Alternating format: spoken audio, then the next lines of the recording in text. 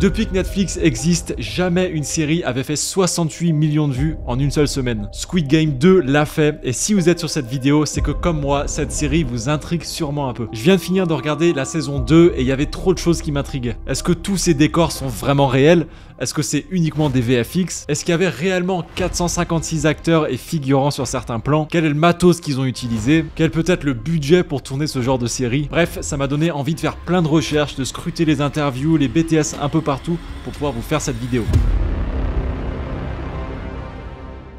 Si vous n'avez pas encore vu Squid Game, le concept est simple. 456 personnes sont envoyées sur une île secrète, la plupart de ces gens sont endettés, ils ont vraiment besoin d'argent, et ces gens vont s'affronter dans plusieurs jeux pour enfants. Le concept est simple, s'ils perdent le jeu, ils sont tués sur le champ. La saison 1, elle a fait un carton en termes de vues et en termes de rentabilité aussi. Le budget pour réaliser cette saison 1 a été d'environ 20 millions d'euros, et au vu du succès planétaire que cette série a eu, ils ont triplé le budget pour réaliser la deuxième saison avec environ 66 millions d'euros. Pas mal de choses ont changé dans cette nouvelle saison et on va parler de tout ça dans cette vidéo. Première question, est-ce que ce sont de vrais décors? L'une des scènes qui m'a le plus marqué dans cette saison 2, c'est la scène du manège. On a un décor vraiment impressionnant d'un grand manège qui tourne au milieu de cette immense salle circulaire. Certains plans sont vraiment magnifiques, je pense notamment au top shot avec tous les participants qui tournent sur le manège. Et malgré ce que je pensais, ce décor-là, il est totalement réel. Il a été construit intégralement pour le tournage, il n'y a aucun VFX d'utilisé, tout était à taille réelle.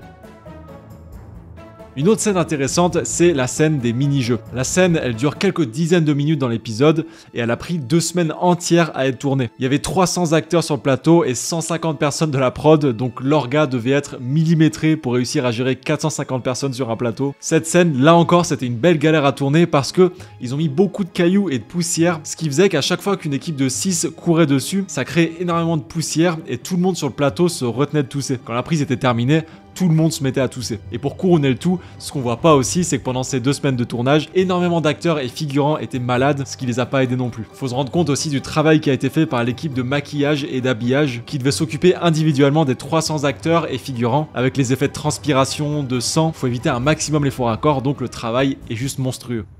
Action!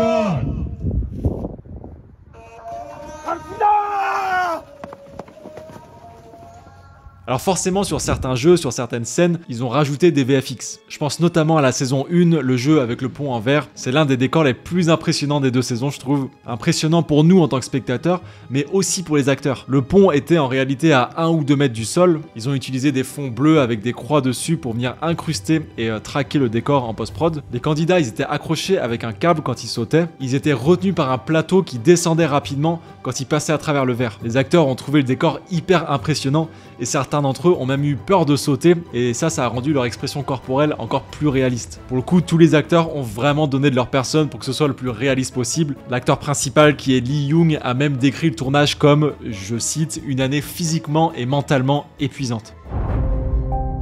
L'un des décors phares de ces 2 saisons, c'est les escaliers. Là encore, c'est un décor qui a été entièrement construit. Ça a pris 6 mois de construction en tout. Au final, ce sont plein de différents blocs qui sont venus imbriquer ensemble, un peu comme des Lego. Et pour réussir à trouver ce concept d'escalier en mode labyrinthe, ils se sont inspirés d'une œuvre que vous avez sûrement déjà vue, qui s'appelle Relativity. Ils ont voulu s'inspirer de cette œuvre pour réussir un petit peu à désorienter les participants et aussi les spectateurs, toujours avec cette volonté de créer ce climat angoissant. Un petit mot sur les acteurs dans cette saison 2. Il y a un parti pris qui est assez fort. Déjà, le joueur qui joue le rappeur dans cette saison, c'est un vrai rappeur. Il s'appelle T.O.P. Dans le jeu, il prend pas mal de drogue et c'est pas anodin parce que dans la vraie vie, il a justement été impliqué dans des affaires de drogue. Il a accepté ce rôle pour faire un trait sur son passé et redéfinir son image publique. Vous l'avez sûrement vu aussi, le réalisateur a choisi de mettre pas mal de sujets sociétaux dans cette saison 2. Beaucoup de personnages ont intégré le jeu parce qu'ils ont eu des problèmes d'argent liés à la crypto-monnaie. Ils ont aussi choisi d'intégrer un personnage transgenre. Tout ça dans une volonté de mettre en lumière les défis auxquels est confrontée la société d'aujourd'hui.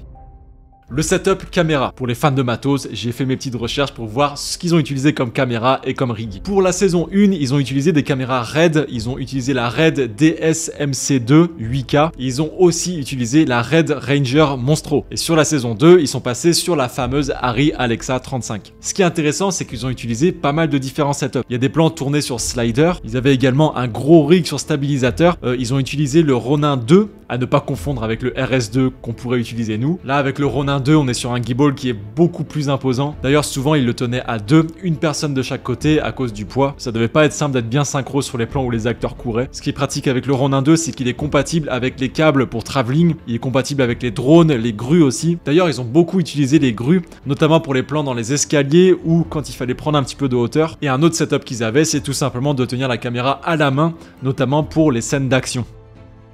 Et ça m'amène au prochain point. Je sais pas si vous l'avez remarqué, mais la manière de filmer est complètement différente dans cette nouvelle saison. Dans la saison 1, on avait des plans qui étaient très cinématographiques, une magnifique composition, des mouvements de caméra très précis. Là, dans la saison 2, on a l'impression qu'ils ont voulu donner un rendu presque de télé-réalité. Les mouvements de caméra, ils sont moins précis, plus dynamiques, un peu comme si la caméra suivait tout le temps l'action. Ils vont même jusqu'à utiliser le zoom dans certains plans, comme ils le font un petit peu dans les émissions télé. Tout ça, ça donne un rendu qui est beaucoup plus brut. Alors ce changement, bien sûr, il est volontaire. Ça donne l'impression au spectateur qu'il fait réellement partie du jeu, qu'il est vraiment là avec les acteurs. Il n'est pas juste en train de les observer comme dans la série 1, il est là dans les espaces avec les acteurs.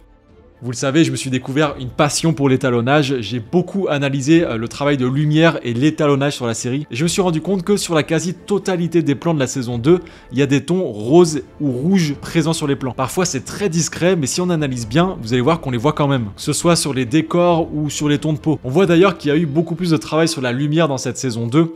Dans plusieurs scènes, ils ont installé énormément de jeux de lumière au plafond. C'est le cas pour la scène du manège. Ils l'ont fait aussi dans les dortoirs pendant la scène de combat. Et d'ailleurs, pour avoir regardé énormément d'interviews des acteurs, pendant le tournage, ils avaient souvent la trouille. Le fait d'être dans des lieux aussi impressionnants avec les jeux de lumière et surtout les gros mouvements de foule, ça rendait l'expérience vraiment réaliste. Il y aura bel et bien une saison 3 qui a déjà été tournée quasiment en même temps que la saison 2 pour assurer la continuité. Ça va normalement arriver fin 2025. Je suis très curieux de savoir si ce nouveau format vous plaît. Je trouve ça fascinant de voir l'envers du décor de ces grosses productions. N'oubliez pas de vous abonner si c'est pas encore fait. Et moi je vous dis à la semaine prochaine pour une prochaine vidéo. Prenez soin de vous. Ciao ciao.